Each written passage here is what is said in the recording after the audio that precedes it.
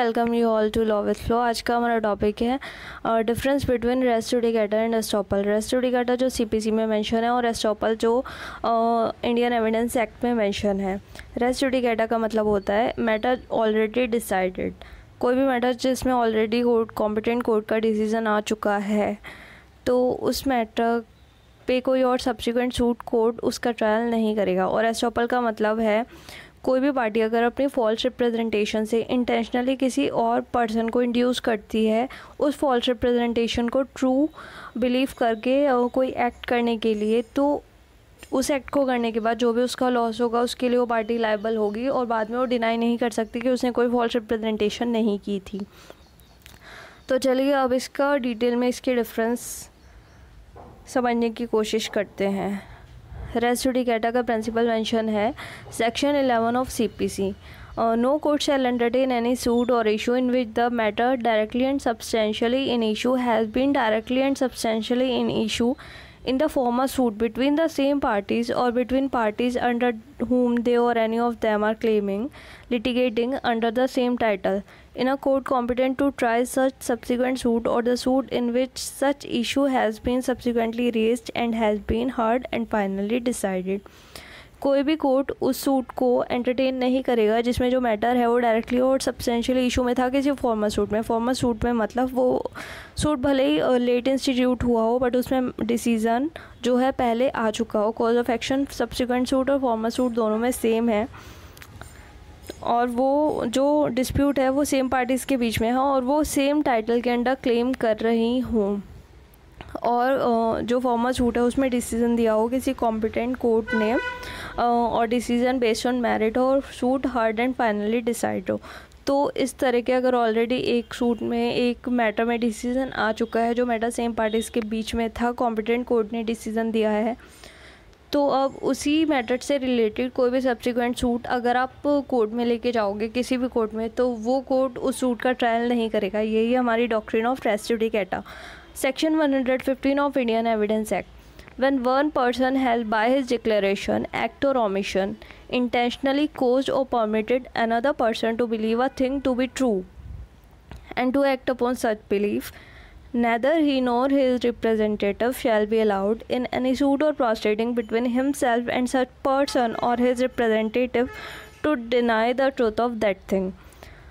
अगर कोई भी पर्सन अपने डिक्लेरेशन से, एक्ट से या ओमिशन से इंटेंशनली किसी और पर्सन को इंटेंशनली कोज करे या फिर किसी और पर्सन को वॉमिट करे कि वो उसकी उस फॉल्स रिप्रेजेंटेशन पे, एक्ट पे, ओमिशन पे ट्रू समझ के एक्ट करे और वो दूसरा पर्सन जिसको रिप्रेजेंटेशन की थी वो उस रिप्रेजेंटेशन को ट्रू समझ के एक्ट करे, तो उस कंडीशन में जिस पर्सन ने फॉल्स रिप्रेजेंटेशन की थी उसको ये परमिशन नहीं मिलेगी किसी भी प्रोसीडिंग में कि वो बाद में डिनाई कर दे कि मैंने ऐसी कोई फॉल्स रिप्रेजेंटेशन की ही नहीं।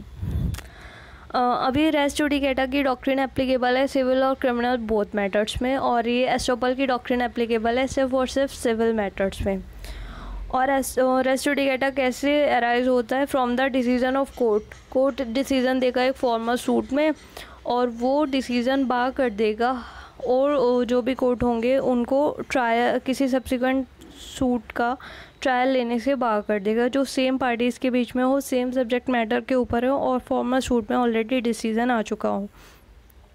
It arise from the act of parties. ये पार्टीज़ के एक्ट से अराइज होता है। पार्टी का एक्ट कैसे? पार्टी फॉल्स रिप्रेजेंटेशन करती है तो बाद में वो उस फॉल्स रिप्रेजेंटेशन को ट्रू मान के जिसने उसके ऊपर एक्ट किया उस कंडीशन में वो अपनी फॉल्स रिप्रेजेंटेशन को डिनाई नहीं कर सकती कि मैंने कोई ऐसी फॉल्स रिप्रेजेंटेशन नहीं की थी। Res judicata is based on the principle of public policy that litigation should come to an end. Res judicata की डॉक्ट्रिन पब्लिक पॉलिसी पे डिपेंड है।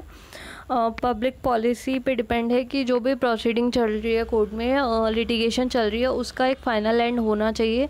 अगर बार बार आप एक सब्जेक्ट मैटर को लेके कोर्ट में जाते रहोगे तो फिर कोई फ़ायदा नहीं है कोर्ट में जाने का, क्योंकि हम इसीलिए जाते हैं फाइनल डिसीजन आए और जब final decision already formal suit में आ चुका है तो सब्सिक्वेंट सूट को ट्राई करने का कोई मैटर अराइज ही नहीं होता। Estoppel based on the principle of equity, that if one person induce someone to act on his false representation by making him believe to be true that he cannot turn around and can't be allowed to make advantage from the loss of such person who innocently acted on such false representation. जो estoppel की doctrine है based on the principle of equity, equity मतलब fairness के principal पे based है। Fair trial तभी चलेगा अगर किसी ने अपनी फॉल्स रिप्रेजेंटेशन पे दूसरे को बिलीव करवा के उससे कुछ एक्ट कराया और उस एक्ट को करने के बाद उस पर्सन को कोई लॉस या इंजरी हुई, जिसने इनोसेंटली उस फॉल्स रिप्रेजेंटेशन को ट्रू समझ के एक्ट किया था, तो बाद में वो उस रिप्रेजेंटेशन को डिनाई नहीं कर सकता। और ये रेस जुडिकाटा की जो डॉक्ट्रिन है ये बात करती है multiplicity of suit on court, suit in the court. अगर ऑलरेडी एक सूट में मैटर आ चुका है तो उसी सब्जेक्ट मैटर को लेके बहुत सारे मल्टीपल सूट डिफरेंट कोर्ट्स में उसी कोर्ट्स में राइज नहीं हो सकते। और ये बात करती है मल्टीप्लिसिटी ऑफ रिप्रेजेंटेशन। पहले आपने जो रिप्रेजेंटेशन की थी फॉल्स रिप्रेजेंटेशन ही की थी दूसरे को लॉस करने के लिए, तो आप बार बार अपनी रिप्रेजेंटेशन को डिनाई नहीं कर सकते हो। बार बार अभी कुछ और बोला बाद में कुछ और बोला, इस चीज़ को स्टॉप करती है एस्टॉपल की डॉक्ट्रिन। ये stop res judicata stop the court from instituting the trial.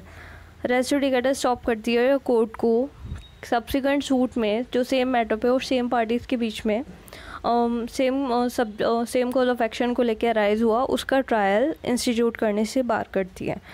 Stop the party from denying his previous representation. और एस्टॉपल की डॉक्ट्रिन पार्टी को जो उसने प्रीवियस रिप्रेजेंटेशन की थी उसको इन फ्यूचर डिनाई करने से किसी भी प्रोसीडिंग में बार करती है। It presumes conclusively the correctness of the decision passed by the competent court in the former suit। Former suit में जो भी कॉम्पिटेंट कोर्ट ने फाइनल डिसीज़न दिया है उसको ये प्रिज्यूम करती है कि वो finally correct decision court already दे चुका है, तो बार बार से उसी सब्जेक्ट मैटर का ट्रायल कोई और कोर्ट या वो कोर्ट खुद नहीं करेगा। और एस्टॉपल की बात करें तो it is not a conclusive proof but only a rule of evidence. Estoppel कोई कंक्लूसिव प्रूफ नहीं है बट एक एविडेंस का रूल है फेयर ट्रायल को इंस्टीट्यूट करने के लिए। Res judicata binds both the parties by the decision pass by the competent court in former suit. Competent court ने फॉर्मर सूट में जो भी डिसीजन पास किया है रेस जुडिकाटा की डॉक्ट्रिन उस डिसीजन से पार्टीज़ को बाइंड करती है और कोर्ट को भी बाइंड करती है कि वो फर्दर उसी सब्जेक्ट मैटर में और सेम पार्टीज़ के बीच में कोई भी फर्दर ट्रायल नहीं इंस्टीट्यूट करेगा। और एस्टॉपल की doctrine binds only the parties who made false representation to the other party. ये उस पार्टी को बाइंड करती है जिसने फॉल्स रिप्रेजेंटेशन की थी किसी और पार्टी को, जिसकी वजह से उस पार्टी ने कुछ एक्ट किया और उस पार्टी को कुछ लॉस या इंजरी हुई। तो ये था हमारा differentiation between res judicata and estoppel. I hope आपको समझ में आया होगा। नेक्स्ट तब तक के लिए thank you so much, bye bye. और नेक्स्ट लेक्चर में मिलते हैं किसी एक नए टॉपिक के साथ। तब तक के लिए